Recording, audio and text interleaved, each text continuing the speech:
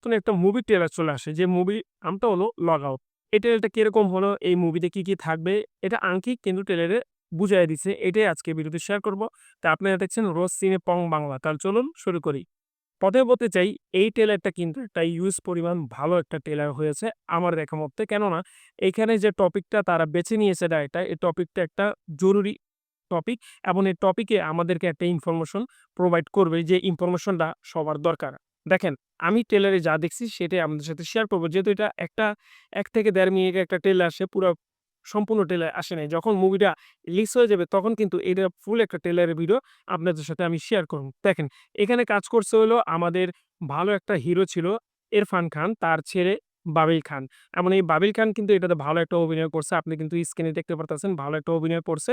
এখন কথা হলো জাস্ট এটার কাহিনীটা কি? কাহিনীটা যেহেতু ট্রেলারে আংশিক আমি বুঝতে পারছি সেটা আপনার সাথে শেয়ার করি। সেটা হলো যে আমাদের এখন দৈনন্দিন প্রয়োজনীয় জিনিস হলো মোবাইল। এখন এই মোবাইলের উপরে বেস করে কিন্তু এই মুভিটা বানানো হয়েছে। আমার মাথায় একটা জিনিস খেলে না। এরকম কনটেন্ট এবং এরকম কাহিনী ডাইরেক্টর কোথায় পায়? দেখেন, এটা কিন্তু আমাদের মাথায় থাকার দরকার ছিল বাংলাদেশে। এই টপিকের উপরে কিন্তু একটা ভিডিও বানাচ্ছে যেটার নাম হলো 'লগ আউট'। এখন আমি যদি কাহিনীর কথা বলি, আমি স্পয়লার দিব না। কাহিনীর কথা যদি আমি বলি, একটা মোবাইল লাভার সে সবসময় মোবাইল নিয়ে থাকে। তার মোবাইলের ভিতরে পার্সোনাল যত ইনফরমেশন আছে সবকিছু সে কিন্তু মোবাইলে রেখে দেয় এবং একদিন দেখা যাচ্ছে এই মোবাইলটা হারিয়ে যায় এবং এই মোবাইলটা পড়ে যায় ভুল একটা মানুষের কাছে। তখনই শুরু হয় নতুন একটা মোড়, নতুন একটা কাহিনী। পুরো মুভিটা রিলিজ হলে কিন্তু পুরাটা আপনাদের সাথে আমি শেয়ার করতে পারব।